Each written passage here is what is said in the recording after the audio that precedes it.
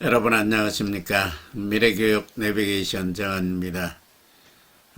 이제 드디어 제가 얘기하고 있는 이 책의 마지막 장까지 왔습니다. 마지막 장까지 왔고, 마지막 장인 제5장인 학부모 편의 얘기를 앞으로 5시간 진행하도록 하겠습니다.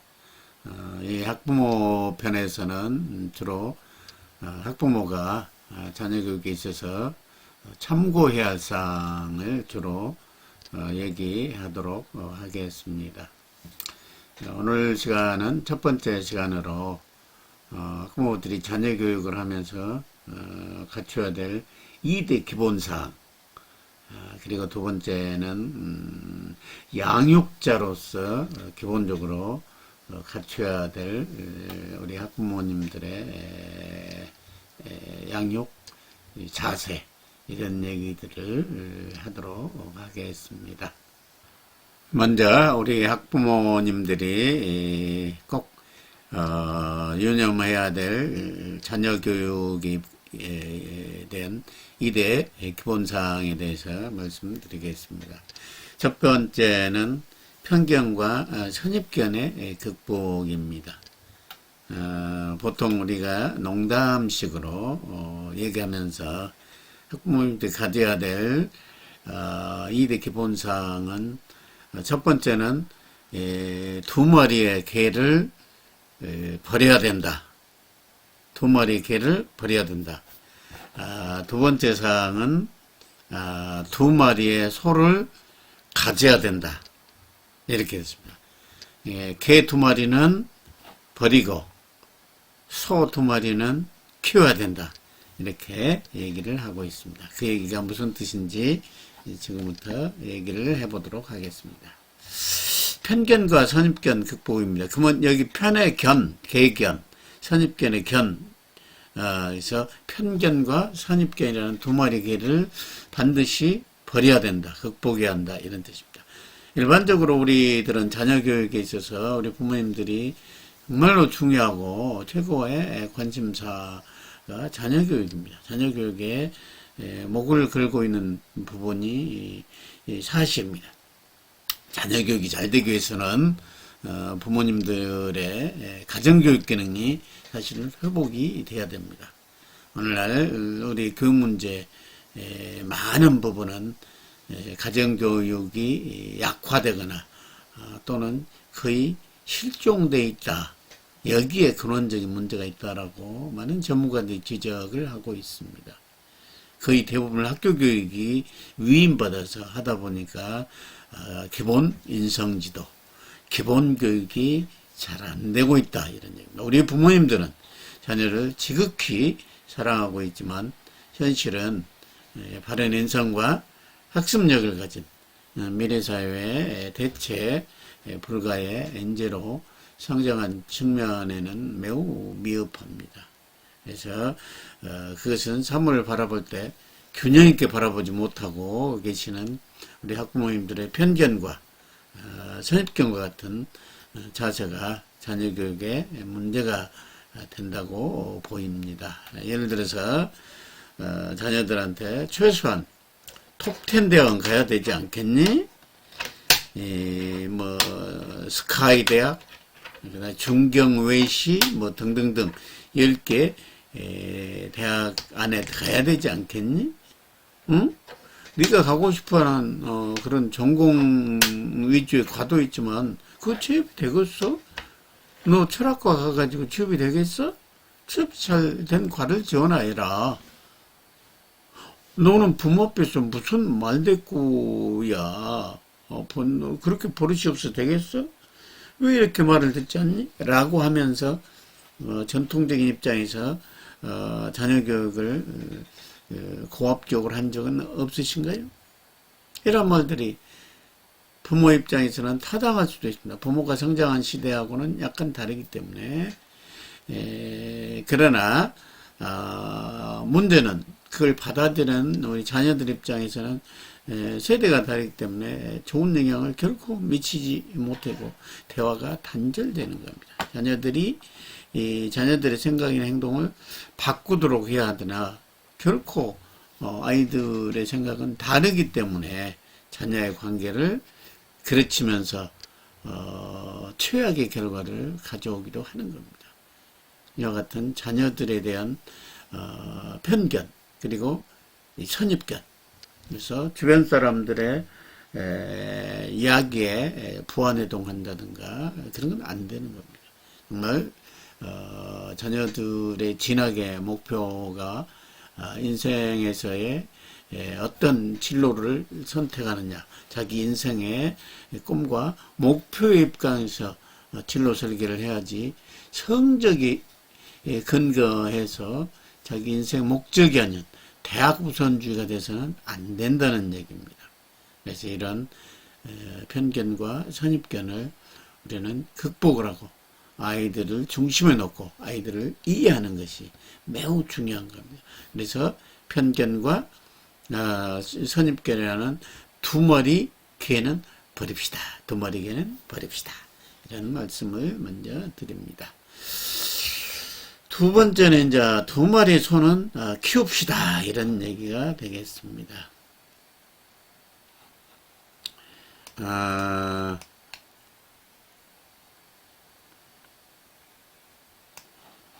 편견과 선입관과는 달리 자녀 교육에 있어서 학부모님들의 올바른 소신과 그 자녀와의 소통은 반드시 버려야 될 게 아니고 실천해야 될 중요한 요소입니다. 중요한 기본사항입니다. 부모님들께서는 자녀 교육에 있어서 만족스럽지 못하면 그 원인이 뭔가를 철저히 찾아서 변화를 해야 되고, 그런 변화는 부모님들의 모범적인 삶에서 아이들에게 보여줘야 됩니다. 아이들은 가르치는 것이 아니고 보고 자라도록, 부모의 올바른 모습을 보고 자라도록 하는 것이 가장 정도일 겁니다. 아이들을 가르치려고 하면 어렵습니다. 항상 모범이 되고 그러한 행동으로 보여주는 것이 가장 중요하다는 겁니다. 효도를 가리킨다. 그러면 내가 부모님께 행동으로 해서 보여줄 때, 예를 들어서 매달 한두 번씩 전화를 하고 혹은 찾아가서 부모님께 인사드리고 또한 용돈도 드리는 모습을 자녀에게 한다면 그것은 말할 필요도 없이 자녀들도 그대로 따라서 하는 겁니다. 그게 소중한 교육이고 본인들도 그 부분을 공감하기 때문입니다. 훌륭한 교육은 좋은 환경을 만들어주고 자연스럽게 배우도록 하는 것이며, 힘들 때 위로해주고 격려해주고 용기를 내도록 해주는 것이 진정한 교육, 훌륭한 교육입니다. 부모님들은 이런 교육적 소신을 가질 필요가 있습니다.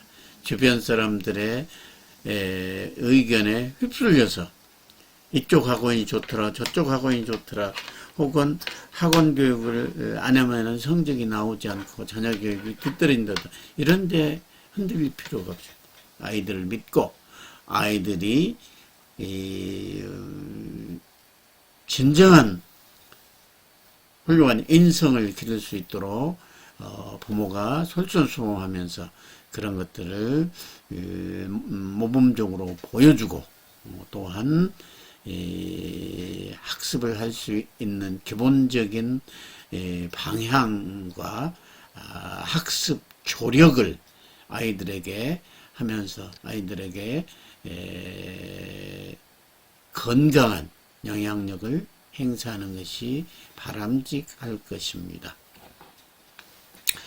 부모가 교육적인 소신을 가지고 소통을 하시면 자녀는 여러분이 원하는 대로 잘하고 바른 인성과 강한 정신력, 그리고 꿈과 목표가 뚜렷해 자기 자신에게 주어진 기본 업무 공부를 열심히 하게 될 것입니다.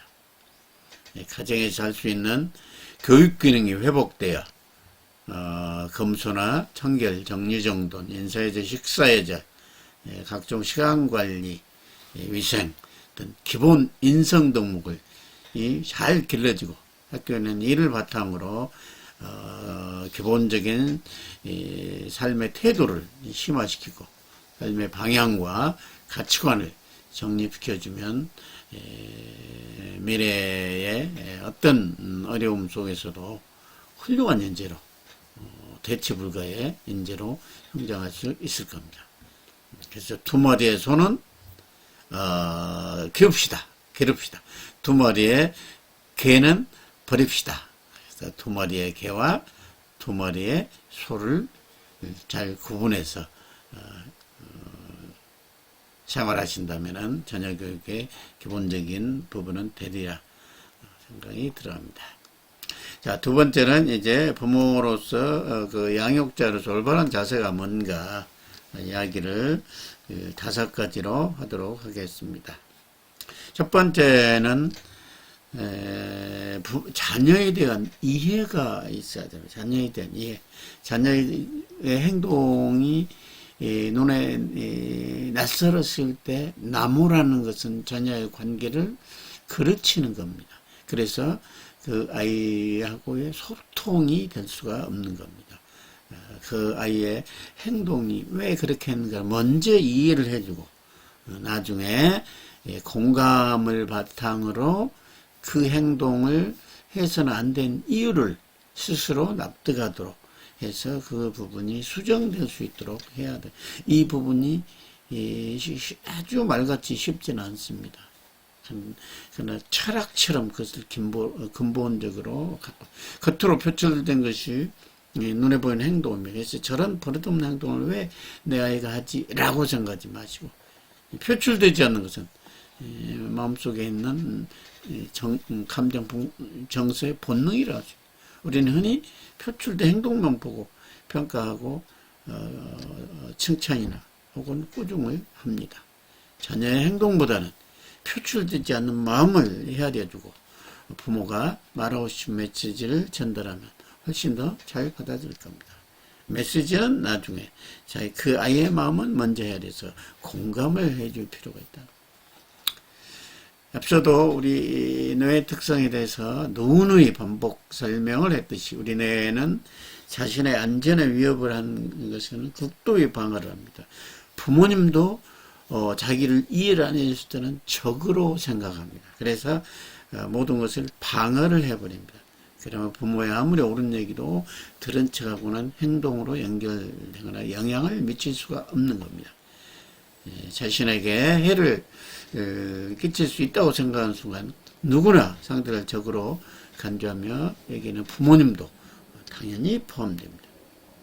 그러므로 항상 자신을 이해해주고 알아주면 방어를 느슨하게 하면서 마음의 문을 열어줍니다. 이럴 때 마음의 문을 열어줄 때 본인이 본인의 메시지를 전달하며 경청하고 그 내용에 대해서 행동으로 바꾸는 겁니다. 이런 평범한 부분을 철저하게 인식할 필요고 아이들과의 대했을 때 소통이 될 수 있고 공감이 되고 또한 훌륭한 양육자로서의 자세가 이렇게 볼 수가 있겠습니다. 둘째는 밖으로 드러난 자녀의 학습 능력과 재능에 대해서 바로 평가하지 않고 항상 잠재 가능성을 인정해주고 존중해 줘야 되고 부모들은 자녀를 바라보는 시각을 바꿔야 합니다. 아이들이 노력은 하지만은 그 성과가 미미했을 때 부모 입장에서는 매우 답답하고 불만이 있을 수 있습니다. 그러나 본인은 더 답답한 겁니다. 그래서 본인이 얘기를 하는 부분에 대해서 경청해 줄 필요가 있는 겁니다. 그래서 본인이 능력을 발휘하지 못하고 있더라도 본인이 자신의 꿈을 실현하고 봉사하겠다고 어떤 부모에게 다짐을 하고 자기의 생각을 얘기할 때 다짐과 결단을 이렇게 보여주면 구체적 목표가 생기고 자녀들은 행동을 하게 됩니다. 따라서는 인정을 해주고 존중을 해줬을 때 가장 중요한 자존감이 높아지면서 무엇을 해보겠다는 그런 목표가 생기면서 그런 인정과 칭찬과 그런 것을 긍정적인 메시지를 통해서 자녀들은 행동화할 수 있는 겁니다. 그러한 부분 속에서 자녀 교육 측면에서 볼 때 중요한 것은 자녀에게 현재 가지고 있는 밖으로 보여주고 있는 학습 능력이나 재능에 대해서 결과가 나오면 좋지만 안 나오더라도 항상 잠재 가능성이 있다. 너는 할 수 있다. 그런 지지와 지원과 격려를 통해서 올바른 방향에서 잠재 능력이라는 그 아이의 잠자는 거인을 흔들어 깨울 수 있도록 스스로 그 아이들에게 격려를 해야 됩니다. 끝없이 격려를 해주고 기다려줘야 됩니다. 그럴 줄 알아야 된다. 그럴 때 자녀들은 부모의 그 강한 기대와 믿음 속에서 하려고 하는 의지가 생기고 기꺼이 힘든 것에 도전하고 끝까지 버티면서 더 강한 아이로 성장이 될 수 있을 겁니다. 이거 부모는 결코 자녀들의 인생에 관여할 수는 없습니다. 잠깐 위탁을 받아서 그 아이들하고 아이들의 교육에 도움을 주는 것이지. 일단 그 아이가 성인이 돼갈수록 여기서 성인은 거의 중학교 고학년이나 고등학교 때 이쯤 되면은 결코 부모가 자녀를 이래라 저래라 할 수 없는 겁니다. 잠시 우리는 위탁을 받아서 자녀 교육을 했을 따름입니다. 주인공은 자녀입니다. 따라서 자녀를 항상 인정해주고 존중해주며 자녀는 내 분신이라는 그런 사고를 절대 해서는 안 됩니다. 스스로 할 수 있도록 해줘야 됩니다. 셋째는 자녀들 하여금 결정을 하고 선택할 수 있는 기회를 줘야 된다. 앞서 얘기가 마찬가지입니다. 항상 모든 것은 자녀가 스스로 할 수 있도록 해야지. 내가 결정해 줄 때 그게 어떻게 이 험난한 세상 속에서 자기 주도적으로 살아갈 수가 있겠습니까? 어려운 고비가 있으면 다 주저앉아 버리고 도피를 해버리는 너무나 나약한 아이로 만들 수밖에 없는 겁니다.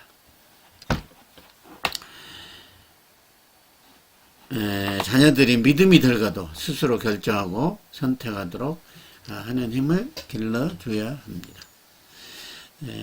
그러면 아이들은 경험이 확대되면서 스스로 할 수 있는 힘이 생기고 자신감과 자존감을 가지면서 도전도 하고 또 책임도 지는 그런 어른스러운 모습을 보일 겁니다.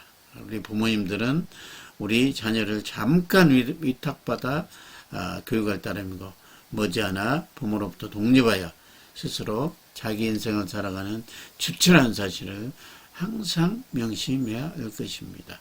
결정권은 아이에게 주어야 합니다. 넷째는 자녀에 대한 이해와 존중과 함께 바람직하지 않는 행동에 대해서 감정을 이해해주는 그 행동에 대해 잘못된 부분을 이해시켜주고 바르게 행동하도록 해줘야 됩니다.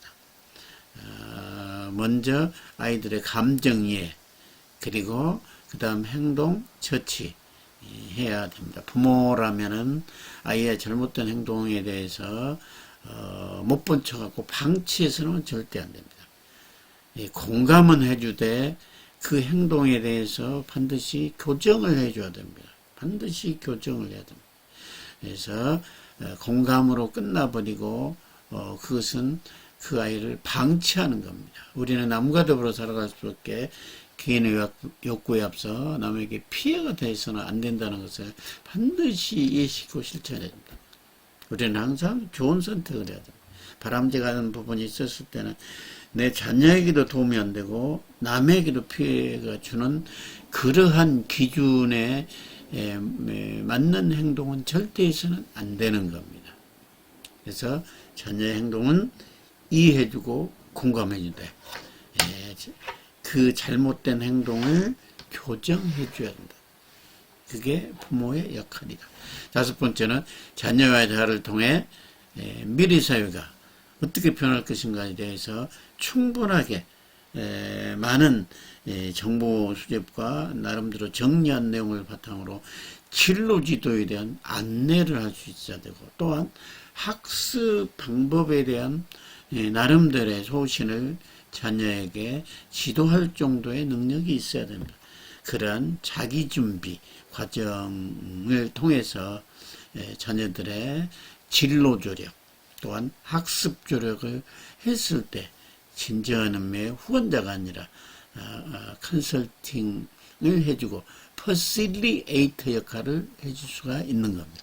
그럴 때 부모에 대한 믿음이 있을 수 있고 부모를 단순하게 물질적인 후원자를 넘어서서 신뢰하고 존경하는 관계가 되고, 또 부모님은 자녀에 대한 끝없는 사랑과 신뢰를 통해 공감하며 가정의